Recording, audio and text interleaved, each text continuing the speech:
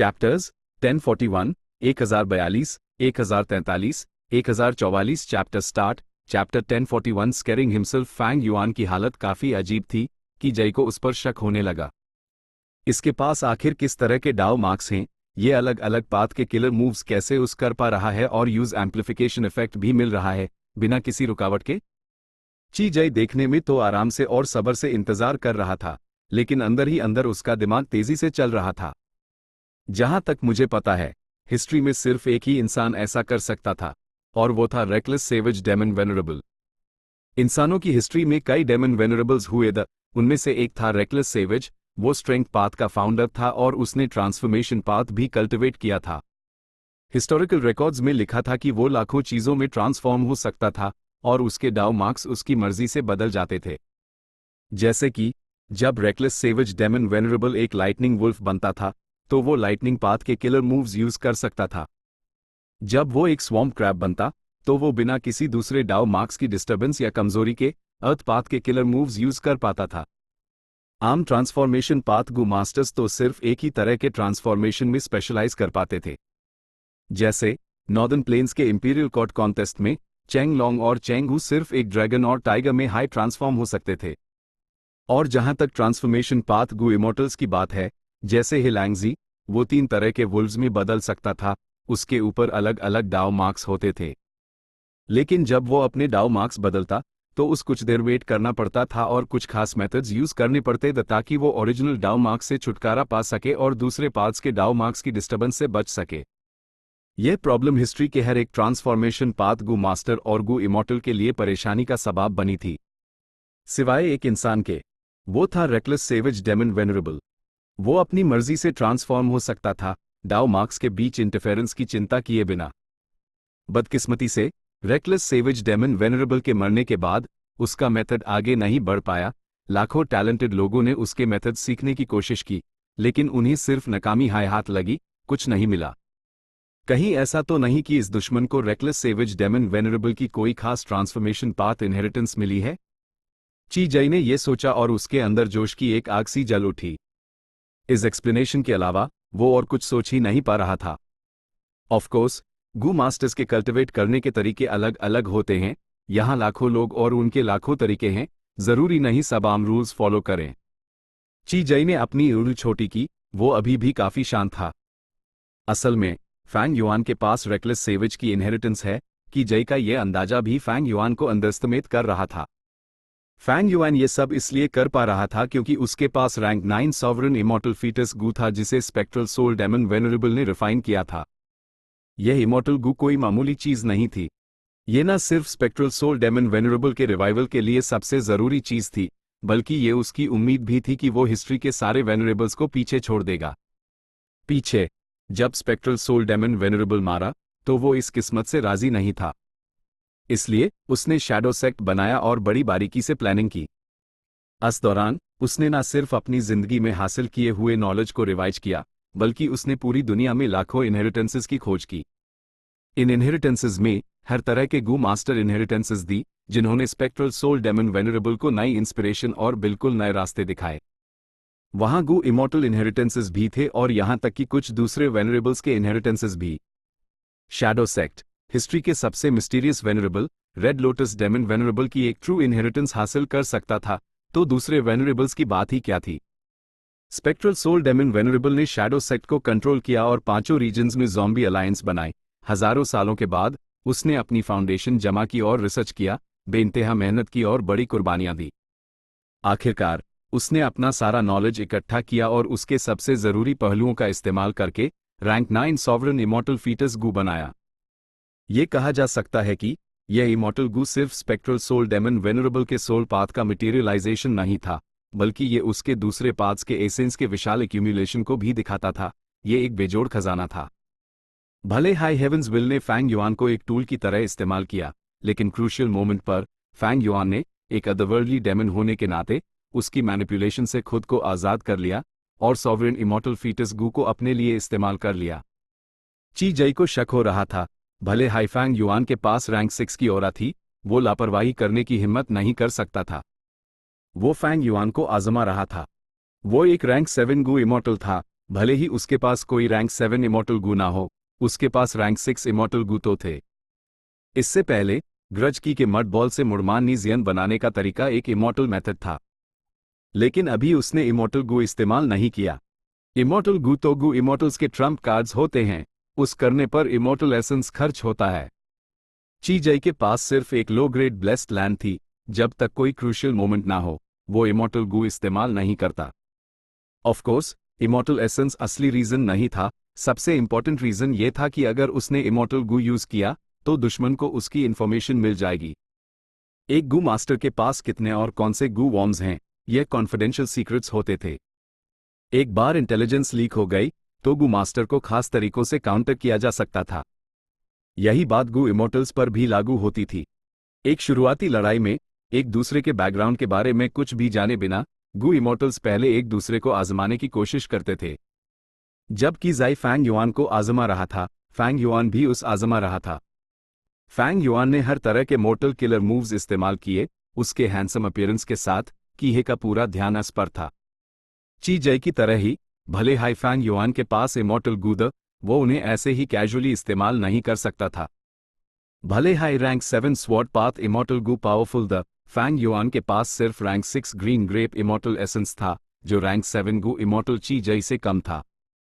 अगर Fang yuan ने lung या सेक्ट ज्वाइन ना किया होता तो उसके पास अपने इमॉर्टल एसेंस को रिप्लेनिश करने के लिए काफ़ी इमॉर्टल एसेंस स्टोन्स नहीं होते और वो ये लड़ाई ज़रूर हार जाता।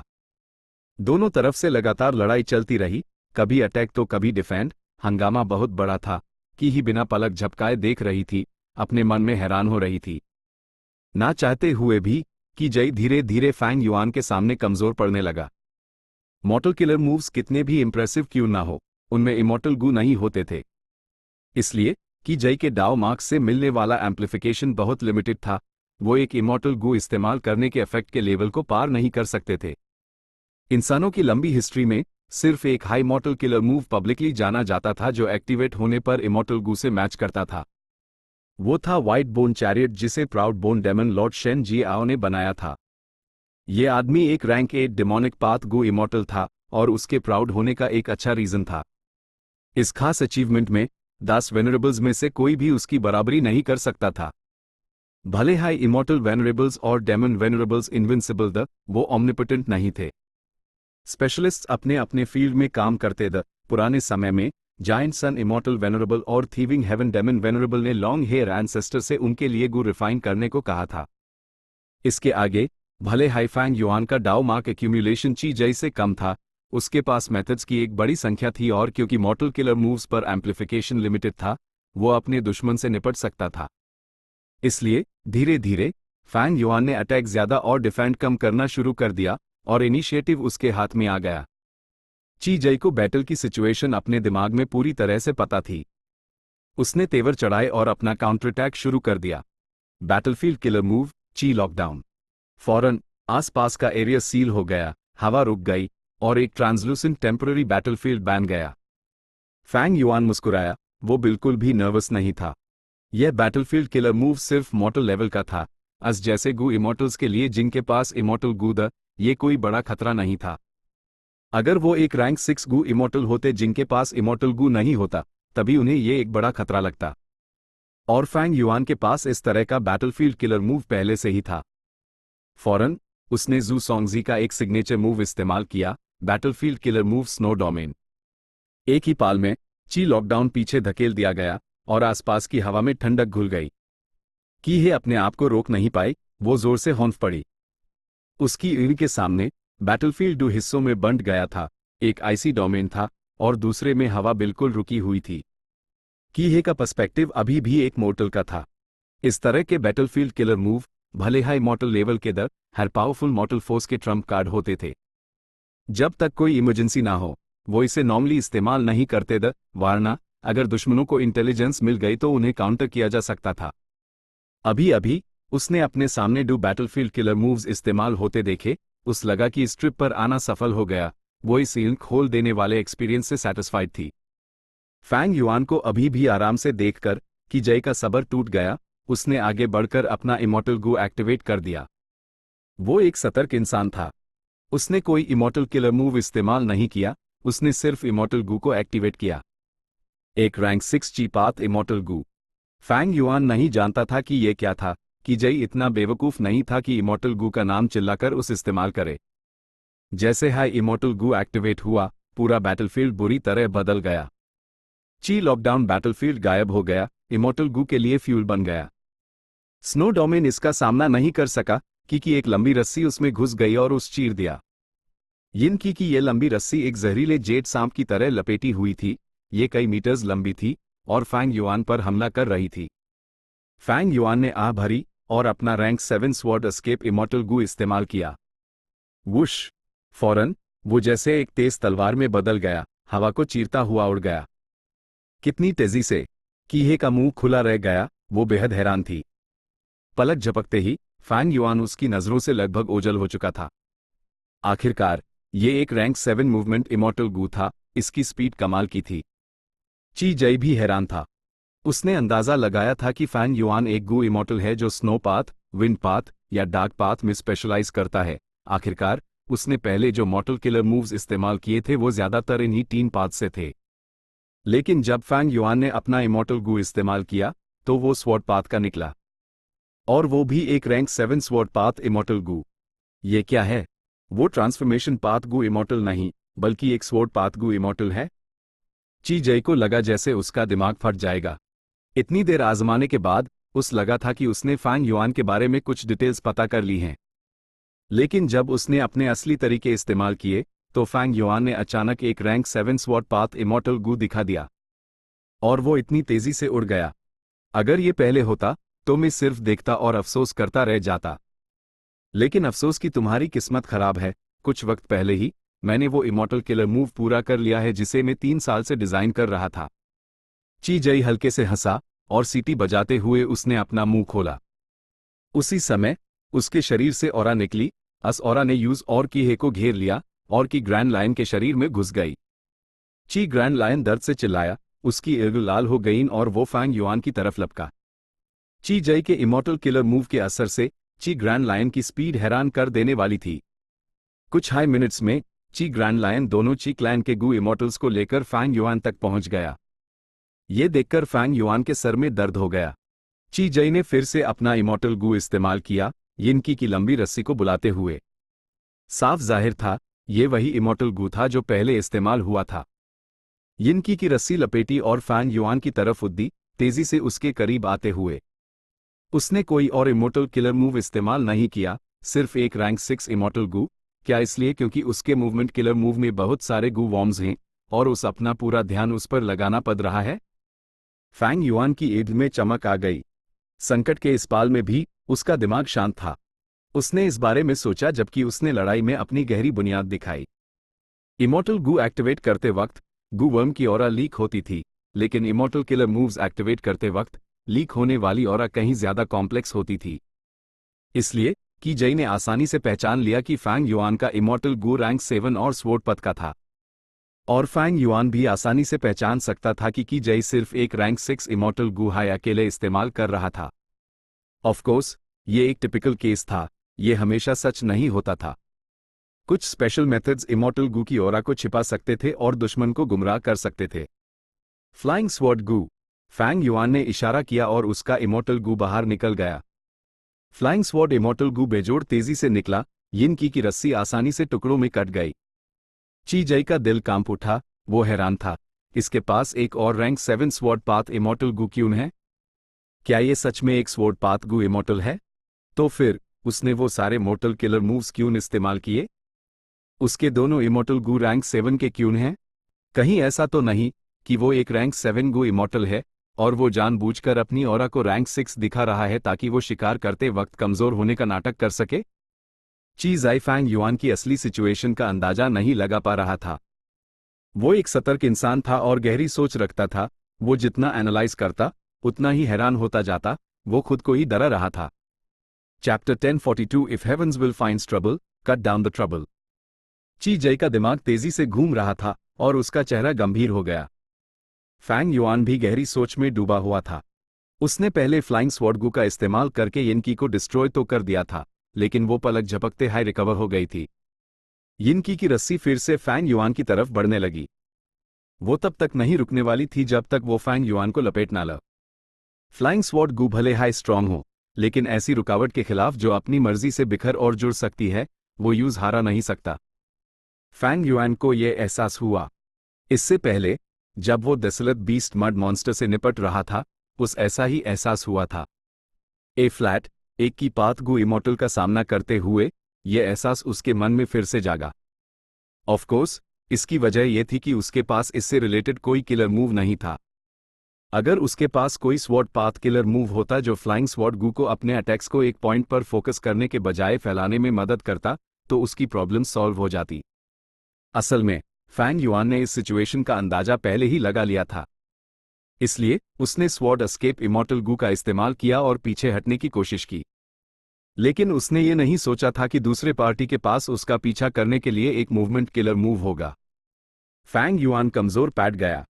पहले आजमाने के दौरान उसके पास अपने लाखों मॉर्टल किलर मूव्स की वजह से अपर हैंड था, लेकिन अब इमॉर्टल गु और इमोर्टल किलर मूव्स इस्तेमाल करने के बाद जब असली फाइट शुरू हुई तो वो बहुत जल्दी कमजोर पड़ गया। सामने वाला एक रैंक 7 गु इमॉर्टल था, उसका कल्टिवेशन लेवल फैंग युआन से ज्यादा था। ये तो होना ही था कि फैंग युआन उससे जीत नहीं सकता था। असल में यहां तक पहुंचना ही कोई आसान काम नहीं था। मेरे पास सिर्फ 2 इमॉर्टल गु हैं, जबकि वो रैंक 7 है और उसका कल्टिवेशन लेवल मुझसे ज्यादा है और उसके पास ज्यादा मेथड्स हैं। अगर उसके पास एक इमॉर्टल बैटलफील्ड किलर मूव हुआ तो भले ही मेरे पास फ्लाइंग स्वॉर्ड इमॉर्टल गु हो, मैं बाहर नहीं निकल पाऊंगा। मैं यहां नहीं रुक सकता। Sword escape. फैंग युआन ने इस रैंक 7 इमॉर्टल गु को फिर से एक्टिवेट किया और आसमान में उड़ गया। ये बहुत सतर्क है। ची जई ने ठंडी सांस भरी।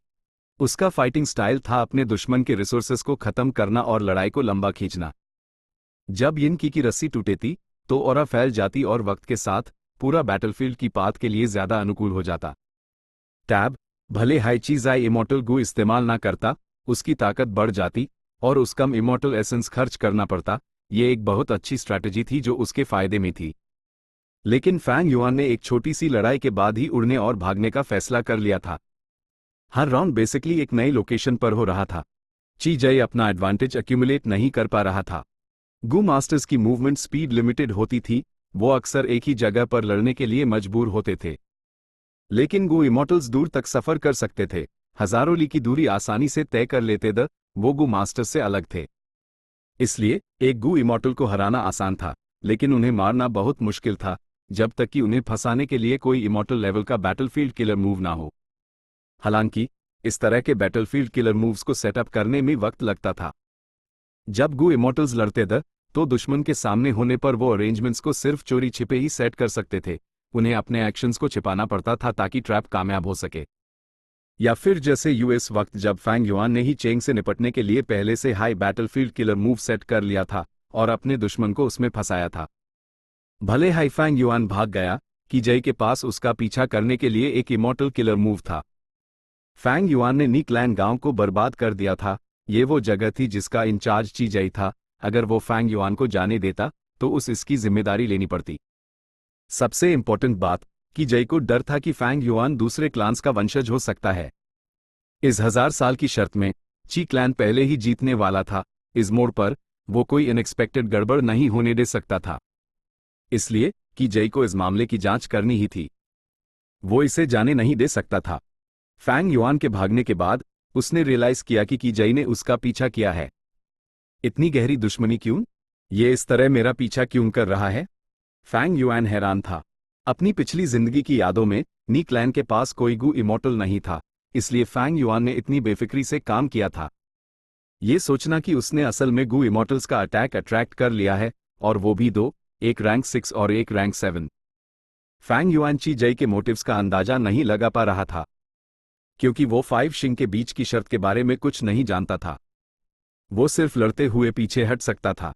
हर बार वो फ्लाइंग स्वॉर्ड इमॉर्टल गु का इस्तेमाल करके एक छोटी लड़ाई लड़ता और फिर स्वॉर्ड एस्केप इमॉर्टल गु का इस्तेमाल करके पीछे हट जाता। कई राउंड्स की लड़ाई के बाद फैंग युआन को धीरे धीरे कुछ डिटेल्स नजर आने लगे। उसके साथ जो रैंक 6 गु इमॉर्टल है वो अजीब बिहेव कर रही है। शायद वो एक नई असेंड हुई गु इमॉर्टल है। वो रैंक 7 गु इमॉर्टल को ग्रेट एंकल कहती है। दोनों जरूर खून के रिश्ते से जुड़े हैं। ये रैंक 6 गू इमोर्टल कोई खतरा नहीं है। अगर वो अटैक कर सकती तो वो मुझे डिसरप्ट करने के लिए कब का कर चुकी होती। लेकिन इस पूरी लड़ाई में वो बस पीछे बैठी है और कुछ नहीं कर रही।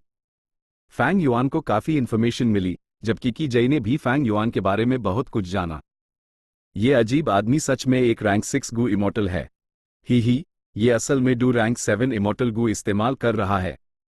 ची जई को समझ नहीं आ रहा था कि इस सिचुएशन पर क्या कहे। आमतौर पर ज्यादातर रैंक 6 गू इमोर्टल्स के पास एक भी रैंक 6 इमोर्टल गू नहीं होता था, वो उनके लिए तरसते थे। इस आदमी के पास कोई रैंक 6 इमोर्टल गू नहीं था, लेकिन उसने एक बड़ी छलांग लगाई और उसके पास डू रैंक 7 इमोर्टल गू थे। लेकिन ये कदम कुछ ज्यादा ही बड़ा है। मैं देखना चाहता हूं कि तुम्हारे पास इन रैंक 7 स्वॉर्ड पाथ गू को इस्तेमाल करने के लिए कितना ग्रीन ग्रेप इमोर्टल एसेंस है। ची जाइमन हाइमन हंसा। वो अट्रिशन की लड़ाइयों में माहिर था, उसके हायर कल्टिवेशन लेवल के साथ, और फैंग युआन के रैंक 7 इमोर्टल गू इस्तेमाल करने से उस कोई जल्दी नहीं थी। फैंग युआन लड़ते हुए पीछे हट रहा था, वो उसके पीछे लगा रहा, वो प्लानिंग कर रहा था और उससे पीछा छुड़ाना मुश्किल था। फैंग युआन ने मन ही मन सोचा, लड़ाई शुरू होने से अब तक मैं ऑलरेडी हजारों इमोर्टल एसेंस स्टोन्स खर्च कर चुका हूं। ये सब लंग या लैंड स्पिरिट से माइल्ड मैं अपने सेक्ट कंट्रीब्यूशन पॉइंट्स बर्बाद कर रहा हूं। इस आदमी का प्लान अच्छा है, वो मेरा इमोर्टल एसेंस बर्बाद करना चाहता है। मैं उसकी चाल जानता हूं लेकिन कुछ कर नहीं सकता। अगर उसके पास रैंक 6 इमोर्टल गू होते तो फैंग युआन एक लंबी लड़ाई लड़ सकता था, वो इस हालत में ना होता। अपने रैंक 6 कल्टिवेशन लेवल के साथ रैंक 7 इमोर्टल गू का इस्तेमाल करना बहुत मुश्किल था। ची जाई फैंग युआन को पकड़ नहीं पा रहा था, जबकि फैंग युआन उससे पीछा नहीं छुड़वा पा रहा था। सिचुएशन डेडलॉक में थी। अनगिनत राउंड्स की लड़ाई के बाद सिचुएशन को मेंटेन करने के लिए फैंग युआन को लंग या लैंड स्पिरिट से लगातार इमोर्टल एसेंस स्टोन्स मांगने पड़े। उसके लंग या सेक्ट कंट्रीब्यूशन पॉइंट्स 0 के करीब ए गए थे। ची जई हैरान था, ये उसकी उम्मीदों से परे था कि फैंग युआन अब तक टिका हुआ था। ये रैंक 6 गू इमोर्टल बहुत अजीब है। इसके पास जरूर कोई बहुत बड़ा राज है। अगर मैं न्यूज हासिल कर लूं तो ये मेरी जिंदगी का सबसे बड़ा मौका हो सकता है। इस हद तक लड़ने के बाद कि जय की नजर और गर्म हो गई। फैंग युआन की ठंडी नजर को देखकर उस लगा जैसे वो एक चलता फिरता खजाने का संदूक देख रहा हो। लेकिन अगले हाई पैल की जय की नजर जम गई, उसके चेहरे पर हैरानी छा गई। उसने सोचा, आगे की ये पहाड़ी श्रृंखला 5 रीजनल माउंटेन रेंज हाई है ना? ओह नो, तो ये था इसका प्लान। मैं इसे अस माउंटेन रंगे में भागने नहीं दे सकता। यह 5 रीजनल माउंटेन रेंज कोई आम जगह नहीं थी। इसे सदर्न बॉर्डर के एक रैंक 8 गू इमोर्टल ने बनाया था, जिसका नाम टाओजू था। यूज रिस्ट्रिक्शन एक्सपर्ट के नाम से जाना जाता था। यह आदमी रिस्ट्रिक्शन पाथ कल्टिवेट करता था। यह रूल पाथ की एक ब्रांच थी, जैसे इमोशन पाथ विजडम पाथ की एक ब्रांच थी। लॉग यूज रिस्ट्रिक्शन एक्सपर्ट कहते थे, क्योंकि वो इस जनरेशन में रिस्ट्रिक्शन पथ का एक्सपर्ट था। इससे पता चलता था कि उसकी अटेनमेंट कितनी कमाल की थी। उसने 5 रीजनल वॉल्स पर गहरी रिसर्च की थी। उसने एक ऐसा तरीका ढूंढने की कोशिश की जिससे गू इमोर्टल्स आसानी से रीजनल वॉल्स से गुजर सकें। यह 5 रीजनल माउंटेन रंगे उसकी रिसर्च की वजह से बनी थी। बदकिस्मती से उसके मरने के बाद कोई प्रोग्रेस नहीं हुई। लेकिन ये 5 रीजनल माउंटेन रेंज पीछे रह गई और साउदर्न बॉर्डर में एक स्पेशल एरिया बन गई। फैंग युआन ची जई से बंधा हुआ था, वो बचने का रास्ता ढूंढ रहा था। वो सदर्न बॉर्डर से अच्छी तरह वाकिफ था। 5 रीजनल माउंटेन रंगे उसकी उम्मीद थी। ची जई उसका इमोर्टल एसेंस खत्म करने की सोच रहा था। यह फैंग युआन के मकसद के अनुसार था। वो स्वॉर्ड एस्केप इमोर्टल गू का इस्तेमाल कर पाया और कुछ रुकावटों के बाद वो लाखों ली तक उड़कर इस जगह पहुंच गया। ची जई कुछ समय से सक्लूजन में था, और क्योंकि फैंग युआन उसका ध्यान भटका रहा था, उसने इस एरिया के बारे में नहीं सोचा। उसने जल्दी से एक्शन लिया, फैंग युआन को रोकने की कोशिश की, लेकिन फैंग युआन के पास डू रैंक 7 इमोर्टल गू वो तैयार था। कोई भी रुकावट कैसे काम करती? ची जई ने गंभीर चेहरे से देखा जब Fang yuan 5 regional mountain range में घुस गया। उसने थोड़ा हिचकिचाया और फिर फैसला किया कि ही से कहते हुए, यहीं बैठो, मेन ची ग्रैंड लायन को तुम्हारी रक्षा के लिए छोड़ देता हूं, तुम सेफ रहोगी। जब मेन यूज मार दूंगा तब मैं तुम्हें लेने आऊंगा। ग्रेट अंकल, ध्यान रखना, कि ही ने जल्दी से कहा। ची जई ने सर हिलाया।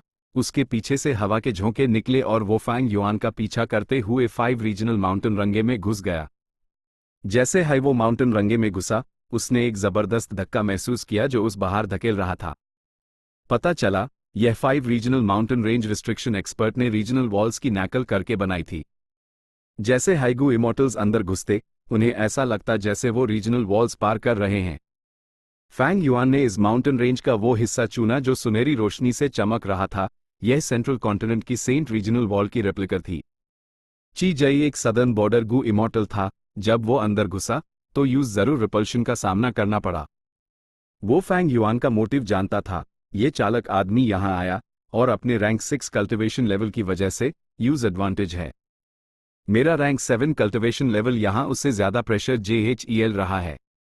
नहीं, ये आदमी बहुत शकी है। ये हमारे की क्लैन की पुरानी शर्त से जुदा मामला है। मुझे इसे मारना ही होगा। ची जई दृढ़ और निश्चयी था। वो मुश्किल के सामने डगमगाया नहीं। दोनों पार्टियों ने उड़ना बैंड कर दिया। उन्होंने 5 रीजनल माउंटेन रंगे पर पैदल चलना शुरू कर दिया। जब यहां एक और पीछा चल रहा था, सेंट्रल कॉन्टिनेंट के अर्थ अबिस में एक अलग लड़ाई खत्म हो चुकी थी। यिंग वू जी, ताई बाई यून शेंग और ही लू लैन एंशिएंट सोल बीस्ट की लाश के चारों तरफ खड़े द सोल बीस्ट के शरीर के अंदर सोल कोर ढूंढ रहे थे। सोल बीस्ट अपने शरीर में एक सोल कोर पालते द। ये एक अंडे के साइज का होता था, लेकिन उसमें बहुत सारे सोल पाथ डाउ मार्क्स होते द। ये एक टॉप टियर रिफाइनमेंट मटेरियल था। इसके अलावा सोल बीस्ट की लाश कुछ देर बाद गायब हो जाती थी। इसका कोई इस्तेमाल नहीं था। कहाँ है ये? ताई बाई यून शेंग सोल कोर ढूंढ रहा था। हे लू लैन ने कहा, एक खास इरादे से तारीफ करते हुए, यहां सेट किया गया गू फॉर्मेशन सच में कमाल का है। इतने कम वक्त में, भले हाई इस सोल बीस्ट के पास सोल हाउल इमोर्टल गू था, वो फिर भी मर गया। यिंग वू जी ने कुछ नहीं कहा। उसके तेवर चेड हुए थे। ये सब हेवंस विल की वजह से हुआ है। उसी ने इस एंशिएंट सोल बीस्ट को यहां ललकारा था। अभी भले ही मैंने यूज मार दिया, मुझे गू फॉर्मेशन का इस्तेमाल करना पड़ा।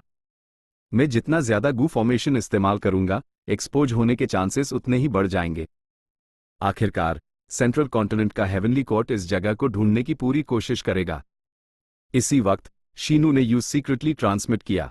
यिंग वू जी ने मन हाई मन एनालाइज किया। हम कुछ वक्त पहले लंग या लैंड स्पिरिट ने ट्रेजर येलो हेवन का इस्तेमाल करके फैंग युआन को डार्क लिमिट इमोर्टल गू भेजा था। यह इमोर्टल गू शैडो सेक्ट का था, लेकिन ये जेएनयू के साथ ही खत्म हो गया था। उसके बाद क्योंकि लंग या लैंड स्पिरिट ने लंग या सेक्ट बनाया, उसने डार्क लिमिट इमोर्टल गू रिफाइन किया ताकि सेक्ट के मेंबर्स आगे जाकर आसानी से घूम फिर सकें। ये गू ऑरा को छिपा सकता है और हेवंस विल से बच सकता है। ही आखिरकार, जबकि मेन हेवंस विल का टारगेट हूं, फैंग युआन की सिचुएशन और भी खराब है। हो सकता है अब वो गू इमोर्टल्स के हमले का सामना कर रहा हो। यिंग वू जी ने ऐसे ही एक अंदाजा लगाया, लेकिन वो असल में सही था। हालांकि कि जाई फैंग युआन को मारने में कामयाब नहीं हुआ। दोनों पार्टियों ने 5 रीजनल माउंटेन रंगे में लड़ाई की। फैंग युआन बुरी तरह जख्मी हो गया, लेकिन क्योंकि उसका कल्टिवेशन लेवल कम था, वो ज्यादा आजादी से मूव कर पाया और आखिरकार की जई से बच निकला। ची जई ने देखा कि फैंग युआन भाग गया है और उसने नोट किया कि उसकी अपनी हालत भी खराब है। उसके पास लौटने के अलावा कोई चारा नहीं था। जैसे ही उसने 5 रीजनल माउंटेन रेंज छोड़ी, उसने की हे को देखा। ग्रेट अंकल, आप आखिरकार आ गए। मैं आपके लिए बहुत चिंतित थी। ची जई एक हाई जगह पर उछाल रही थी। की जई को देखकर वो जल्दी से उसके पास गई। ची जई के दिल में गर्माहट महसूस हुई, लेकिन उसका एक्सप्रेशन गंभीर हो गया। उसने डांटा, बेवकूफ, मैंने तुमसे कि ग्रैंड लायन के साथ रहने को कहा था। तुमने मेरी बात क्यों नहीं सुनी? यहां क्यों ना गई? ये एक खतरनाक जगह है। ची जई के कदम रुके। वो धीरे से की जई की तरफ चली, अपना सर झुकाते हुए, माफी मांगते हुए, मुझे माफ कर दीजिए।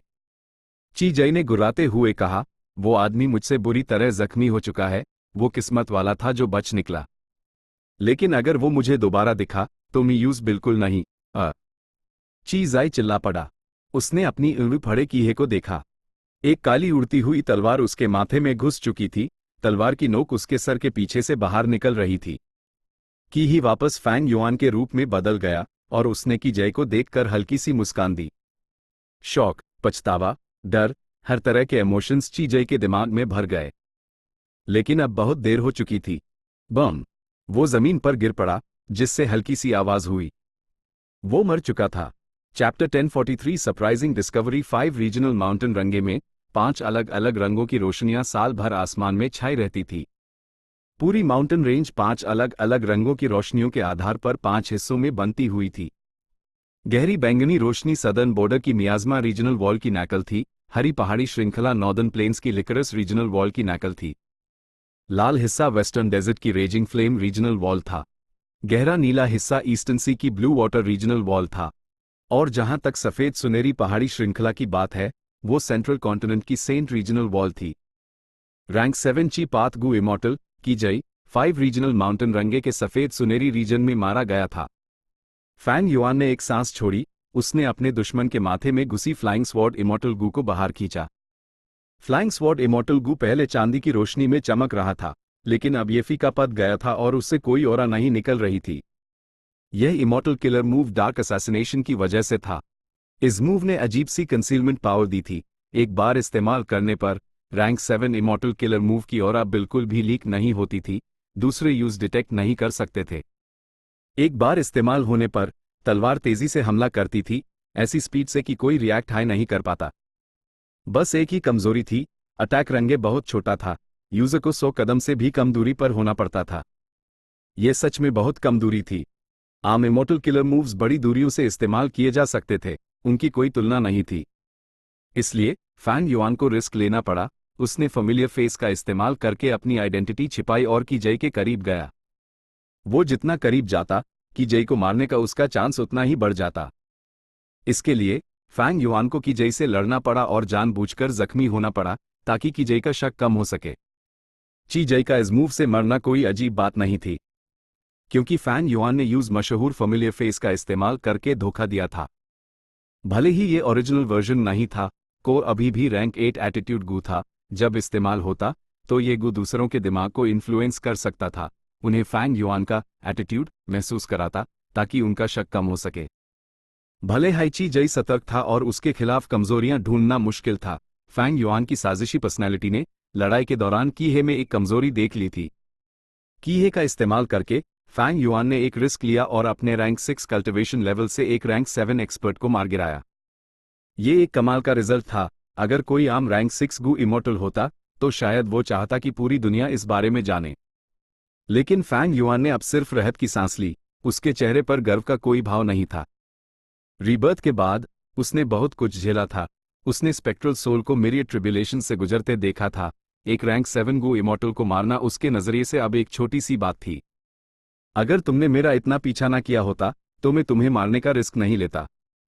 ठीक है, अब देखते हैं कि तुम मेरे पीछे इतनी जिद से क्यों पड़े थे।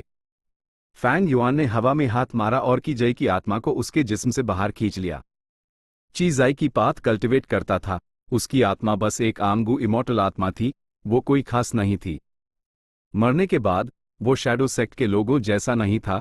भले ही उसकी आत्मा गुस्से में और नाखुश थी, जोर जोर से चटपटा रही थी, वो फैंग युआन के एक्शंस के खिलाफ कुछ नहीं कर सकता था। फैंग युआन ने पहले जांच की और सुरे किया कि इस आत्मा में कोई प्रॉब्लम नहीं है, फिर यूज 9-5 सॉवरन इमॉर्टल एपर्चर में डाल दिया। इमॉर्टल एपर्चर में घुसते ही बड़ी संख्या में सोल पाथ गू वॉर्म्स ची जय की आत्मा की तरफ उड़ पड़े। Soul search.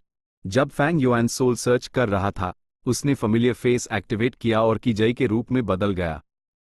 वो ये नहीं भूला था कि रैंक 6 गू इमॉर्टल की है अभी भी बाहर थी। यूज मारना ची जय को मारने से कहीं ज्यादा आसान होता, लेकिन इसे और आसान और सेफ बनाने के लिए फैंग युआन ने कीहे को भी असैसिनेट करने के लिए वही मेथड इस्तेमाल करने का फैसला किया। उसका फेमिलियर फेस ओरिजिनल वर्जन नहीं था। चेंज फॉर्म इमॉर्टल गू के बिना यूज रिप्लेस करने के लिए 1000 से ज्यादा मॉर्टल गू इस्तेमाल करने पड़े।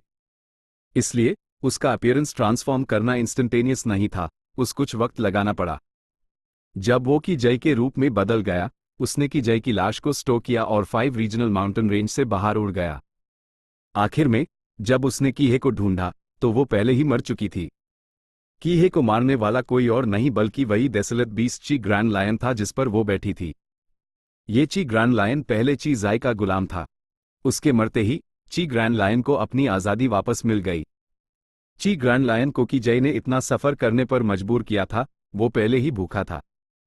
अगर कीही ने कोई और पथ कल्टिवेट किया होता तो शायद वो बच जाती, लेकिन वो एक ही पाथ गू इमॉर्टल थी जिसके पास कई की पाथ डाउ मार्क्स द वो की ग्रैंड लायन के लिए एक लजीज खाना थी। इसलिए जबकि ग्रैंड लायन भूखा था तो यूएस पर से कंट्रोल हटते हाई उसने यूएस पर हमला कर दिया। कि यह एक नई एडवांस गू इमॉर्टल थी, वो कि ग्रैंड लायन का मुकाबला कैसे कर सकती थी। थोड़ी सी कोशिश के बाद वो कि ग्रैंड लायन के हाथों मारी गई और उसने उस खा लिया। बड़ी अफसोस की बात थी, उसने पूरी जिंदगी कल्टिवेशन की और किस्मत से इमॉर्टल बनी, लेकिन जैसे ही उसने गू इमॉर्टल दुनिया की शान और शौकत देखना शुरू किया, अपना सफर शुरू करने से पहले ही वो इस डेसोलेट बीस्ट के मुंह का निवाला बन गई। फैंग युआन ने की ग्रैंड लायन का पीछा किया, फ्लाइंग स्वॉर्ड इमॉर्टल गू का इस्तेमाल करके और कुछ हाई मूव्स में उसका सर चीर दिया। फ्लाइंग स्वॉर्ड इमॉर्टल गू, जो चांदी की रोशनी में चमक रहा था, ची ग्रैंड लायन के दिमाग के अंदर तूफान मचा दिया। ची ग्रैंड लायन दर्द से आसमान से नीचे गिर पड़ा, वो चिल्ला रहा था और दर्द से करर रहा था। आखिरकार उसकी चटपटाहट बैंड होने के बाद वो मर गया। फैंग युआन ने ये रिजल्ट देखकर खुशी महसूस की। ये थी रैंक 7 फ्लाइंग स्वॉर्ड इमॉर्टल गू की असली ताकत। गू इमॉर्टल्स या कि ग्रैंड लायन के खिलाफ एक बार फ्लाइंग स्वॉर्ड इमॉर्टल गू ने चीर कर एक क्रिटिकल स्ट्राइक दे दिया तो वो भारी नुकसान पहुंचा सकता था। यह डेसोलेट बीस्ट मड मॉन्स्टर जैसा नहीं था जिसके शरीर में कोई कमजोरी नहीं थी। फैंग युआन को उससे लड़ने में बहुत परेशानी हुई थी। खुश होने के अलावा फैंग युआन को दौलत का नुकसान भी महसूस हुआ। इस रैंक 7 इमॉर्टल गू ने बहुत ज्यादा इमॉर्टल एसेंस इस्तेमाल किया। ची ग्रैंड लायन को मारने के बाद फैंग युआन का खर्चा फिर से बढ़ गया। वो उस धीरे धीरे इमॉर्टल गू के बिना और सिर्फ मोर्टल किलर मूव्स का इस्तेमाल करके मार सकता था, लेकिन इसमें बहुत ज्यादा वक्त लग जाता और परेशानी से बचने के लिए फैंग युआन को उससे जल्दी निपटना पड़ा। ची ग्रैंड लायन को मारने के बाद फैंग युआन ने उसका पेट काटा और कीहे की कटी फटी लाश को बाहर निकला। उसने ध्यान से चेक किया, वो उसके पेट के पास क्रूशियल एरिया ढूंढना चाहता था। ये वो जगह थी जहां गू इमॉर्टल के शरीर में इमॉर्टल एपर्चर होता था। कीहे का बूढ़ा शरीर पहले हाइची ग्रैंड लायन ने चबा डाला था। उसके पेट में जाने के बाद आधा शरीर पहले ही घुल चुका था। फैंग युआन ने काफी देर तक देखा, फिर उसकी नजर चमकी, उसने मांस का एक टुकड़ा उठाया। ची जई की लाश की तरह फैंग युआन ने यूज अपने इमॉर्टल एपर्चर में रख लिया। जैसा कि पहले बताया गया था, एक गू इमॉर्टल को मारने के बाद उससे फायदा उठाने के 2 तरीके थे। एक था इमॉर्टल एपर्चर को 5 रीजन्स में रख देना, जहां वो एक ब्लेस्ड लैंड या ग्रोटो हेवन बन जाता, फिर यूएस पर हमला करके अंदर के रिसोर्सेज हासिल करना। दूसरा तरीका था इमॉर्टल एपर्चर को अपने हाई इमॉर्टल एपर्चर में रखना, जिससे इमॉर्टल एपर्चर खुद ब खुद फट जाता और अंदर के डाउ मार्क्स विजेता के लिए छोड़ जाता। फैंग युआन दूसरा मेथड इस्तेमाल कर रहा था। इस लड़ाई के बाद मेरे अंदर के की पाथ डाउ मार्क्स जबरदस्त तरीके से बढ़ जाने चाहिए। ए फ्लैट से जब मैं की पाथ गू वॉर्म्स या किलर मूव्स इस्तेमाल करूंगा तो एम्प्लीफिकेशन इफेक्ट मेरे दूसरे पाथ्स को पीछे छोड़ देगा। अफसोस कि मैं की पाथ में माहिर नहीं हूं, मेरा की पाथ अटेनमेंट लेवल सिर्फ ऑर्डिनरी लेवल पर है। लेकिन मेरे इमॉर्टल एपर्चर को फायदा होगा, एनवायरनमेंट धीरे धीरे बदलेगा, ये मुझे की पाथ से रिलेटेड रिसोर्सेज उगने में मदद करेगा। फैंग युआन हवा में उड़ा, अपने निशान छिपाते हुए बादलों के बीच उड़ता रहा, अपने फायदों के बारे में सोचते हुए, इमॉर्टल गू को नजरअंदाज करते हुए। ची जई की आत्मा एक बहुत बड़ी संपत्ति थी, इसमें बहुत वैल्यू थी जिसे खोदना बाकी था। जहां तक उस कितने की पाथ डाउ मार्क्स मिलेंगे, फैंग युआन उसका अंदाजा नहीं लगा सकता था, लेकिन वो जानता था कि उस कितने भी की पाथ डाउ मार्क्स मिले, वो उसके दूसरे फायदे से मुकाबला नहीं कर सकते। उसने अपने नए शरीर का ये फायदा अभी अभी ही डिस्कवर किया था, लेकिन ये फैंग युआन की उम्मीदों से परे था। हैरानी और खुशी के अलावा यूज शक और उम्मीद भी महसूस हो रही थी। जब वो 5 रीजनल माउंटेन रंगे में घुसा तो उसने एक हैरान कर देने वाली खोज की। उसका शरीर 5 रीजनल माउंटेन रेंज से बिल्कुल भी प्रभावित नहीं हुआ था। आम समझ के मुताबिक फैंग युआन एक सदर्न बॉर्डर गू इमॉर्टल था, उसके शरीर में सदर्न बॉर्डर की ऑरा थी। वो 5 रीजनल माउंटेन रंगे में किसी भी रीजन से रिलेटेड एरिया में घुसता तो उससे असर होना चाहिए था, लेकिन फैंग युआन के अंदर जाने के बाद वो बिना किसी रुकावट के आज़ादी से घूम सकता था। यह रियलाइज करने के बाद फैंग युआन हैरान था, लेकिन जल्द ही यह खुशी में बदल गया। उसके दिमाग में एक अंदाजा आया, यह 5 regional mountain range restriction expert tau जू ने बनाई थी, रीजनल वॉल्स की नकल करके। अगर मैं यहाँ आज़ादी से घूम सकता हूँ तो क्या इसका मतलब यह है कि मेन रीजनल वॉल्स को भी आज़ादी से पार कर सकता हूँ? उसके बाद उसने अपने पीछे आने वालों के बारे में सोचा। उसने ऐसे नाटक किया जैसे वो बहुत मुश्किल से चल रहा हो, जैसे उस बहुत रुकावट हो रही हो। ए फ्लैट की जय को मारने के बाद और की ग्रैंड लायन और कीहे का मामला निपटाने के बाद उसके पास सोचने का वक्त था और उसने रियलाइज किया कि यह बहुत ज्यादा लाइकली था। मेरा नया शरीर कोई आम शरीर नहीं है, इसके कोई माँ बाप नहीं है, इसका कोई दूसरे लोगों से ओरिजिन नहीं है। यह रैंक 9 सॉवरन इमॉर्टल फीटस गू से बना है। अगर इसे एक इमॉर्टल गू माना जाए तो यह एक्सप्लेन करता है कि मेन रीजनल वॉल्स को आज़ादी से क्यों पार कर सकता हूं। 5 रीजनल वॉल्स गू इमॉर्टल्स को टारगेट करती थी, इमॉर्टल गू को नहीं। पीछे जब फंग जियोगे ने 88 ट्रू यांग बिल्डिंग की सच्चाई जानने के लिए नॉर्दर्न प्लेन्स में प्रवेश किया था, उसने अपनी फैमिली को एक रैंक 6 इंफॉर्मेशन पाथ इमॉर्टल गू भेजा था। वो नॉर्दर्न प्लेन्स और सेंट्रल कॉन्टिनेंट से गुजर सकता था, जो रीजनल वॉल्स को बिना किसी रुकावट के पार करते हुए। अगर यह अंदाजा सही है तो मुझे फिक्स्ड इमॉर्टल ट्रैवल रिफाइन करने की जल्दी क्यों करनी चाहिए? फैंग युआन उड़ते हुए सोच रहा था। वो एक रीजनल वॉल के करीब आ रहा था। वो इस अंदाजे को जल्द से जल्द वेरीफाई करना चाहता था। उसके नजरिए से वो कंफर्म नहीं कर सकता था कि फिक्स्ड इमॉर्टल ट्रैवल डिस्ट्रॉय हो गया था या नहीं। ये सिर्फ बहुत लाइकली था क्योंकि स्पेशल विल ने फिक्स्ड इमॉर्टल ट्रैवल को डिस्ट्रॉय होने के लिए पहले नंबर पर सेट किया था। जब फैंग युआन ने करंट जनरेशन के नी शियांग से इस बारे में पूछा तो उसका फोकस यिंग वुजी की करंट सिचुएशन को कंफर्म करना था। दूसरा, वो रीजनल वॉल्स को पार करके लंग या ब्लेस्ड लैंड वापस लौटने के लिए फिक्स्ड इमॉर्टल ट्रैवल रिफाइन करना चाहता था। क्यों? पहला, लंग या ब्लेस्ड लैंड सेफ था। वो उसकी पिछली जिंदगी के 500 सालों में 7 वेव्स ऑफ अटैक से बच गया था।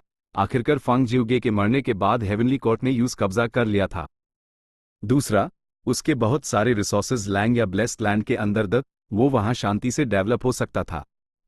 ट्रेजर येलो हेवन का इस्तेमाल करने की कीमत बहुत ज्यादा थी।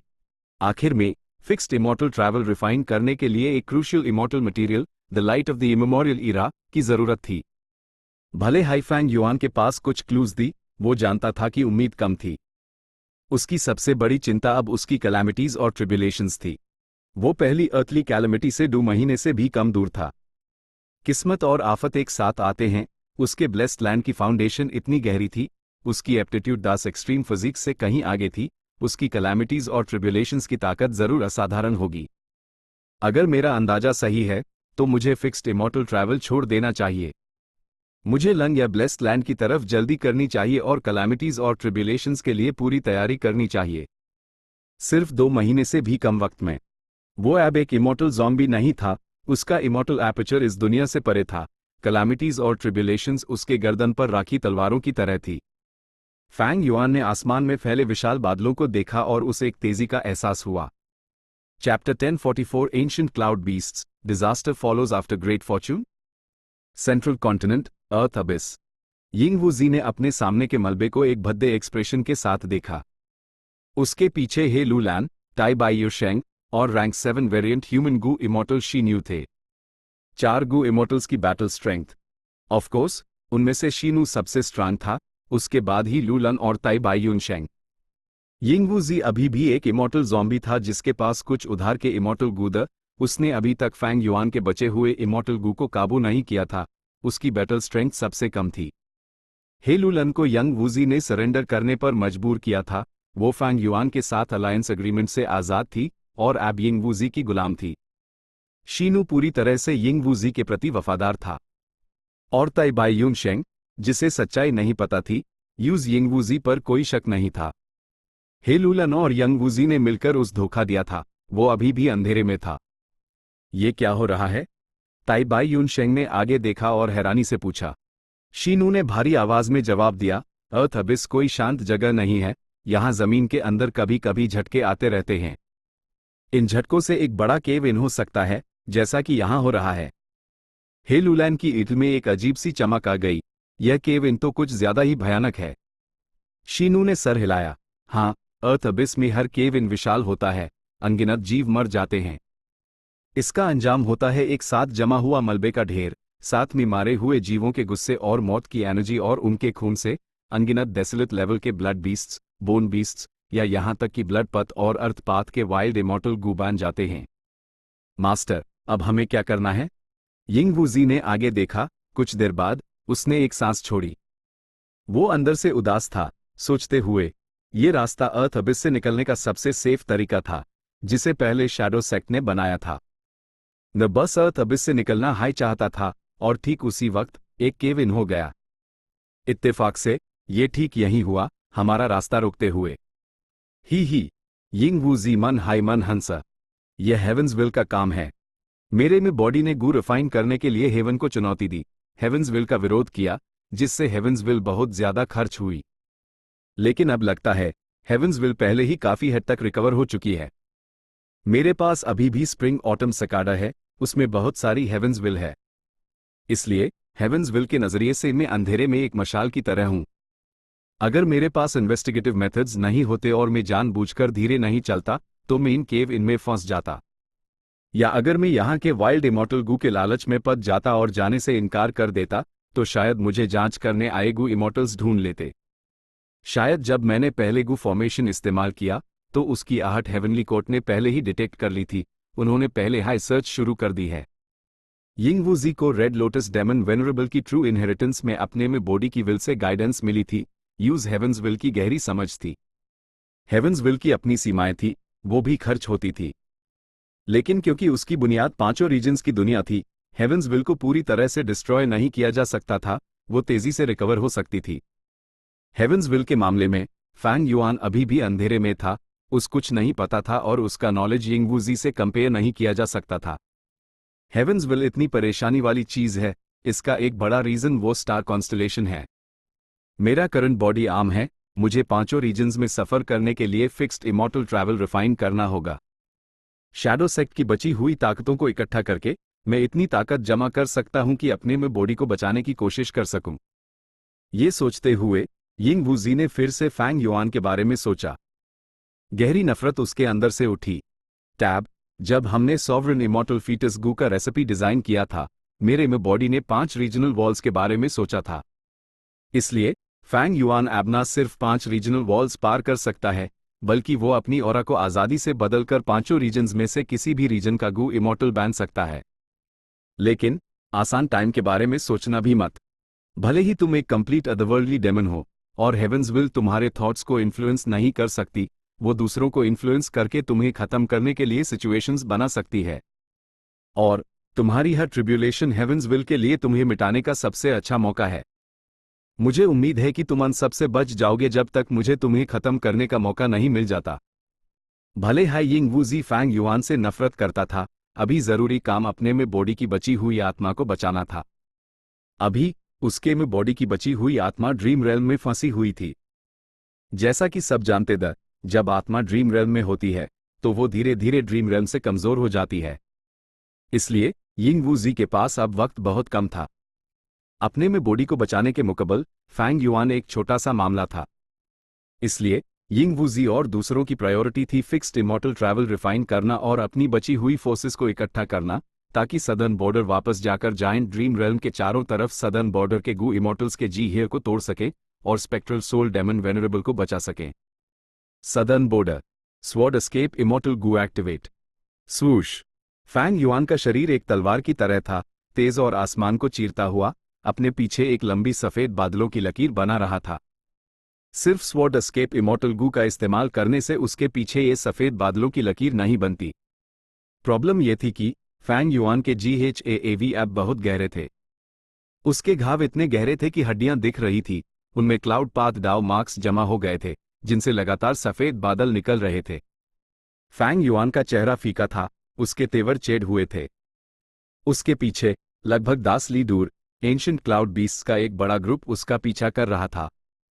फैंग युआन के घावों का कारण यह एंशिएंट क्लाउड बीस्ट्स हाई थे।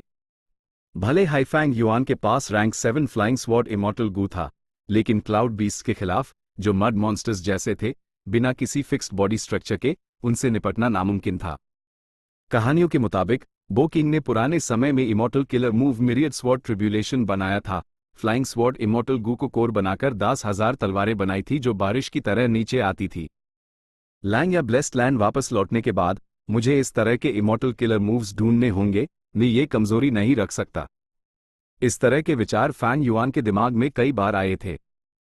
पता चला, जब फैंग युआन ने अपने नए शरीर का एक राज जाना, तो यूज एक नया आइडिया आया। उसने अपना पहला प्लान छोड़ दिया और रीजनल वॉल्स को पार करके लंग या ब्लेस्ड लैंड वापस जाना चाहा। लेकिन उसके कुछ ही देर बाद वो अचानक एंशिएंट क्लाउड बीस्ट्स के एक ग्रुप के अटैकिंग रंगे में आ गया। क्लाउड बीस्ट्स बहुत रेयर ना सिर्फ सदर्न बॉर्डर में बल्कि दूसरे चारों रीजन्स में भी। ये कहना गलत नहीं होगा कि वो लगभग एक्सटिंक्ट हो चुके थे, लेकिन फैंग युआन उनके एक ग्रुप से टकरा गया। उनमें एंशिएंट क्लाउड बीस्ट्स भी थे जिनके पास रैंक 7 गू इमॉर्टल्स की बैटल स्ट्रेंथ थी। जब एंशिएंट क्लाउड बीस्ट स्थिर होते थे तो वो बादलों जैसे लगते थे, उन्हें डिटेक्ट करना बहुत मुश्किल था। भले हाई फैंग युआन इन्वेस्टिगेटिव मेथड्स इस्तेमाल कर रहा था, उसके पास इन्वेस्टिगेटिव इमॉर्टल गू नहीं था, उसके पास सिर्फ मोर्टल किलर मूव्स थे। इसलिए वो एंशिएंट क्लाउड बीस्ट के टेरिटरी में चला गया। एक घमासान लड़ाई के बाद वो बचने में कामयाब रहा, लेकिन एंशिएंट क्लाउड बीस्ट यूज जाने देने को तैयार नहीं थे। वो उसका पीछा करते रहे। उसकी नज़र में एक पहाड़ी श्रृंखला के पीछे से बैंगनी काले रंग की एक झलक दिख रही थी। सदर्न बॉर्डर की मियाज़मा रीजनल वॉल अब नज़र में थी। फैंग युआन खुश हो गया। उसकी स्पीड बहुत कम हो गई। उसने स्वॉर्ड एस्केप इमॉर्टल गू का इस्तेमाल बैंड कर दिया था। इस इमॉर्टल गू को इस्तेमाल करना बहुत महंगा था। अभी तक फैंग युआन अपने सारे लंग या सेक्ट कॉन्ट्रीब्यूशन पॉइंट्स खर्च कर चुका था। खर्चा बचाने के लिए फैंग युआन सिर्फ कुछ खास वक्त पर स्वॉर्ड एस्केप इमॉर्टल गू का इस्तेमाल कर सकता था ताकि क्लाउड बीस्ट से एक सेफ डिस्टेंस बना रहे। स्वॉर्ड एस्केप इमॉर्टल गू के बिना Fang Yuan mortal killer moves इस्तेमाल कर रहा था। सच तो यह है कि उनसे मिलने वाली movement speed ancient cloud beast से कंपेयर नहीं कर सकती थी। एक पल बाद क्लाउड बीस्ट्स पहले हाई फैंग युआन के बहुत करीब आ चुके थे, एक ली से भी कम दूरी पर। क्लाउड बीस्ट्स को नज़दीक देखकर फैंग युआन के पास स्वॉर्ड एस्केप इमॉर्टल गू का फिर से इस्तेमाल करने के अलावा कोई चारा नहीं था। वुश! उसकी स्पीड फिर से बढ़ गई। उसने एंशिएंट क्लाउड बीस्ट ग्रुप से पीछा छुड़ाया। बैंगनी काली मियाज़मा रीजनल वॉल ने उसकी आधे विजन को कवर कर लिया था। आखिरकार जब फैंग युआन सदर्न बॉर्डर की रीजनल वॉल तक पहुंचा, उसने बिना हिचकिचाए फौरन अंदर प्रवेश किया। बिल्कुल कोई रुकावट नहीं। ऐसा लग रहा था जैसे उसके सामने की मियाज़मा रीजनल वॉल एक भ्रम हो। फैंग युआन बहुत खुश हो गया। उसने अपनी मुठियां भींची, जैसा सोचा था। मैं सही था। यह सॉवरेन इमॉर्टल फीटस गू सच में कमाल की चीज है। आज से फिक्स्ड इमॉर्टल ट्रैवल के बिना भी मैं पांचों रीजन्स में आज़ादी से घूम सकता हूं। ऑफ कोर्स फैंग युआन सिर्फ इसके बारे में नहीं सोच रहा था, यह मुझे लड़ने में भी मदद कर सकता है। ची जय के साथ पहले की लड़ाई इसका सबसे अच्छा एग्जाम्पल है। ए फ्लैट से मेन गू इमॉर्टल्स को रीजनल वॉल्स में फंसकर उन्हें मार सकता हूं। लेकिन उसकी खुशी सिर्फ कुछ पल ही टिकी। जल्द ही उसके तेवर फिर से चढ़ गए, क्योंकि उसने रियलाइज किया कि उसके पीछे के एंशिएंट क्लाउड बीस्ट्स भी रीजनल वॉल्स से गुजर गए बिना उसके पीछे रुकने का कोई इशारा दिए। उसका अंदाजा सही निकला। फैंग युआन ने मन ही मन आ भरी। मुझे पता था, मेरी किस्मत इतनी खराब है। क्लाउड बीस्ट सदर्न बॉर्डर में लगभग एक्सटिंक्ट हो चुके हैं। अगर वो एग्जिस्ट करते भी हैं तो वो सिर्फ एक या दो डेसोलेट लेवल क्लाउड बीस्ट का ग्रुप होंगे। इस तरह के एंशिएंट क्लाउड बीस्ट के ग्रुप सिर्फ व्हाइट हेवन और ब्लैक हेवन में हाई एग्जिस्ट करते हैं। यह एंशिएंट क्लाउड बीस्ट्स कितने सफ़ेद हैं, इससे लगता है कि वो अपनी अगली जनरेशन पैदा करने के लिए व्हाइट हेवन से नीचे उड़े होंगे। असल में क्लाउड बीस्ट्स इमेमोरियल 9 हेवंस के एक खास तरह के जीव थे। पांचों रीजन्स के क्लाउड बीस्ट्स भी सब इमेमोरियल 9 हेवंस से हाई थे। क्लाउड बीस्ट्स की एक खासियत थी, कभी कभी वो इमेमोरियल 9 हेवंस से नीचे उड़ते, पांचों रीजन्स में उतरते और अपने क्लाउड एसेंस को आसमान के बादलों में स्टोर करते। क्लाउड एसेंस स्टोर करने वाले बादल तब तक नहीं बिखरते थे जब तक उन पर कोई स्ट्रॉन्ग एक्सटर्नल फोर्स ना लगे। सैकड़ों सालों बाद ये बादल क्लाउड बीस्ट्स में बदल जाते थे। नए पैदा हुए क्लाउड बीस्ट सब डेसोलेट लेवल के होते थे। जैसे ही वो जिंदा होते, वो अपनी इंस्टिंक्ट्स को फॉलो करते और आसमान की तरफ उड़ने लगते। हेवनली विंड शी वॉल को पार करके वो अपने ओरिजिन इमेमोरियल 9 हेवंस वापस लौट जाते। इस प्रोसेस के दौरान क्लाउड बीस्ट्स को हेवनली विंड शी वॉल से रुकावट होती और उन पर भयानक जानवरों द्वारा हमला होता, साथ ही हर तरह की नेचुरल फिनोमिना से खतरा होता। उनमें से बहुत कम ही असल में इमेमोरियल 9 हेवंस तक वापस पहुंच पाते थे। मेरी किस्मत इतनी खराब थी कि मैं अचानक एक क्लाउड बीस्ट ग्रुप से टकरा गया जब वो ब्रीड कर चुके थे। ये किस्मत सच में। फैंग युआन के पास शब्द नहीं थे। लॉजिकली स्पीकिंग, मैंने अपनी किस्मत को कई लकी लोगों से जोड़ लिया है, भले ही मेरा शरीर और आत्मा दो हिस्सों में बंट गए हों। मेरी किस्मत इतनी खराब नहीं होनी चाहिए। कहीं ऐसा तो नहीं, सॉवरेन इमॉर्टल फीटस गू हासिल करने के लिए मैंने अपनी बहुत सारी किस्मत खर्च कर दी और इस तरह बड़ी किस्मत के बाद आफत आती है। फैंग युआन मियाज़मा रीजनल वॉल के अंदर उड़ता रहा जबकि एंशिएंट क्लाउड बीस्ट्स का एक ग्रुप उसके पीछे लगा हुआ था। फैंग युआन यूएस जगह घुस गया था जहां एंशिएंट क्लाउड बीस्ट्स ने अपना क्लाउड एसेंस स्टोर किया था। अपनी संतान का बदला लेने के लिए ancient cloud beasts Fang Yuan को खत्म करना चाहते थे, वो उस जाने नहीं देते। जब तक फैंग युआन जख्मी रहेगा, क्लाउड बीस्ट्स उसका पीछा करते रहेंगे। प्रॉब्लम यह थी कि यह एंशिएंट क्लाउड बीस्ट्स भी 5 रीजनल वॉल्स के अंदर आज़ादी से घूम सकते थे। Chapter and.